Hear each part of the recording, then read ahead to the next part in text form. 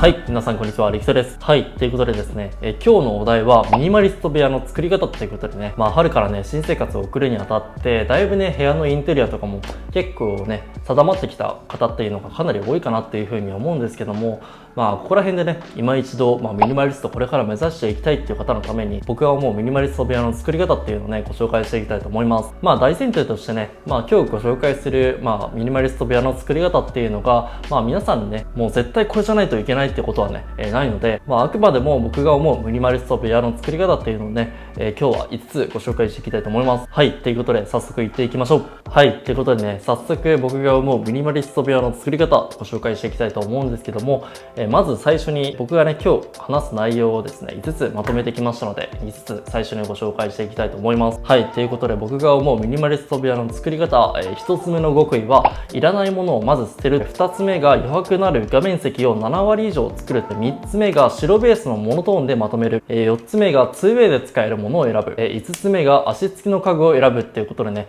以上5つになります。はい、ということでね、まず1つ目のいらないものから捨てるっていうところからね、解説していきたいなっていうふうには思うんですけども、まずね、大前提として、ミニマリストっていうのは必要最低限のもので暮らす人っていうことをね、指すので、まずはね、ペットボトルのゴミだったりとか、捨てたね、お菓子の袋だったりとか、そういったね、明らかなゴミからまず捨てるっていうことがね、まず大前提になってくるかなっていうふうに思います。やっぱりね、ゴミっていうのはね、生活している以上、出てくるものかなっていうふうに思うので、まずね、ゴミが出た瞬間に、ゴミ箱に捨てるだったりとか、そういったね、小さな習慣を、身につけることによって、綺麗なお部屋の状態が保っていけるんじゃないかなっていうふうに思います。はい、ということでね、続いて2つ目が余白のある画面積を7割以上作るっていうところですね。ということで、皆さんがね、今住まれている部屋、見渡していただいて余白のある画面積がね、7割以上あるかっていうのをね、見ていただきたいんですけども、どうですかね。まずね、ミニマリスト部屋を作るのにあたって余白のある画面積っていうのはね、めちゃくちゃ大事になってくるかなっていうふうに思うんですよね。もう本当に僕が尊敬しているミニマリストの方々っていうのは、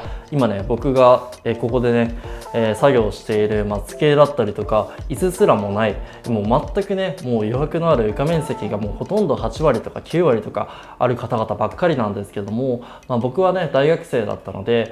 日々のね、大学の受ける授業だったりとか、あとは動画編集だったりとか、いろいろね、作業する上でやっぱりね、椅子だったりとか、机っていうのはね、僕にとっては本当にね、必要なものなので、これはね、手放せないっていう上で、どうしたかっていうと、一箇所にね、固めてしまうっていうことがね、結構大切になってくるかなっていうふうに思います。今すぐにね、ちょっとね、床の面積を7割以上作るっていうのは、結構ね、難しい方結構多いかなっていうふうに思うんですけども、まずね、始める第一歩として、まずはね、余白のある画面積を作る上で、物をね、一箇所に固めてしまうっていうのはめちゃくちゃミニマリスト部屋を作る上で結構大切なポイントなんじゃないかなっていうふうに思います。僕がね、このね、余白の面積を作ったことで、僕はね、普段使っているお掃除ロボットのブラーバジェット M6 だったりとか、あとはね、筋トレだったりとかっていうのもね、余白の面積があることによってね、思う存分できるようになったので、本当にね、これもね、してよかったなっていうふうに思いました。はい、ということでね、続いて3つ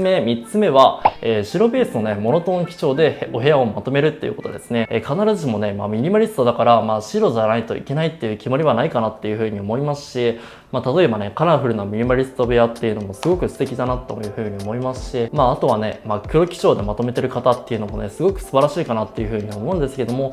個人的な意見は言うと、白だったりとかっていうのはね、膨張色になるので、空間自体はね、広く感じさせる効果があるので、そういった意味では白基調でまとめた方がお部屋自体がかなり広く見えて、あとね、圧迫感のないような空間ができますし、僕はね、単純にもう白っていう色がかなり好きっていうこともあるので、お部屋全体をね、白くまとめてるようにはしてます。あとはね、僕が単純にやっぱりね、ノイズがないお部屋っていうのがね、結構好きなので、白は白でもちょっとね、いろんな白があったりするので、若干ね、グレー寄りな白が僕は好きだったりはするんですけども、そういったノイズレスな、空間を作り上げるっていう意味では、白ベースのお部屋でまとめるっていうのはね、結構大事なポイントになってくるんじゃないかなっていうふうに思います。はい、ということでね、続いて4つ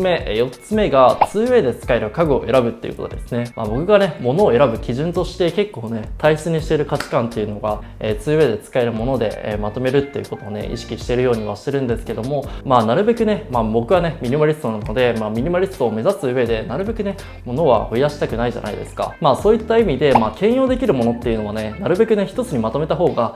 引っ越しの時だったりとか、あとはね、移動も楽ですし、物も減らせるので、そういった意味ではね、兼用でできるものっていうのは、なるべくね、一つにまとめた方が、個人的にはいいんじゃないかなっていうふうに思います。僕がね、普段使っているもので、兼用できるものの、代表例として、今ね、近くにあるものだったら、これですね。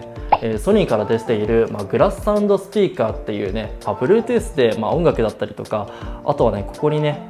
スイッチがあるんですけども、これをつけることで、分かりますかね、こういった間接照明としても使えますし、Bluetooth スピーカーでも、使えるっていうね、2way のアイテムっていうのはね、なるべくね、意識して購入した方が、ミニマリストのペアをね、作る上で大切なポイントになってくるんじゃないかなっていうふうに思います。はい、あとは、2way で使えるアイテムのもう一つとしては、これですね。これがスノーピークの、クッションにもなるし、あと寝袋になるっていうね、本当にね、このアイテムがあることによって、例えば来客用だったりとか、ちょっとしたね、寝袋にもなって、僕はね、これで寝れば、友達はね、僕が普段使っているベッドでも寝れますし、あとはね、普通に単純にクッションとしても、使えるので、使わないときはこういった感じで、クッションにまとめて寝袋をね、収納することっていうのができるので、こういったね、2way の家具だったりとか、アイテムっていうのをね、意識していくと、物も減らせますし、引っ越しもね、かなり楽になってくるので、こういったアイテムで揃えてみるといいんじゃないかなっていうふうに思います。はい、ということでね、続いてラスト5つ目ですね。5つ目が足付きの家具を選ぶっていうことですね。僕が普段使っているこのね、机っていうのは、まさにね、足付きの家具にはなってまして、このね、足付きの家具、具体的にどういったところがいいのかっていうと、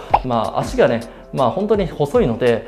本当に圧迫感だったりとかっていうのをね、感じさせないような空間になっているので、部屋にね、奥行きが出たりだったりとか、単純にね、家具だったりとかっていうのもね、移動しやすいっていうメリットがあるかなっていうふうに思います。僕は最近ミニマリスト部屋を見てきた中で、なるほどなっていうふうに思ったポイントはですね、足付きの家具でまとめられている、ミニマリスト渋さんの、最近のお部屋っていうのは、ソファーだったりとか、自分が使っている椅子っていうのも、全てね、足付きの家具でまとめられていたので、そういうもので統一してみると、かなりね、ミニマリスト部屋っていう中でも、足付きの家具でまとめていると、かなりね、部屋にね、統一感が出てきますし、こういったものをね、揃えることによって、よりね、ミニマリスト感が出てくるかなっていうふうに思うので、足付きの家具でね、揃えるっていうのはね、一つミニマリストの中ではポイントになってくるんじゃないかなっていうふうに思います。はい、ということでいかがだったでしょうか。今日はですね、僕が思うミニマリスト部屋の作り方っていうのをね、皆さんに5つご紹介していきました。はい、ということでね、久しぶりのね、ミニマリズムのノウハウ動画だったので、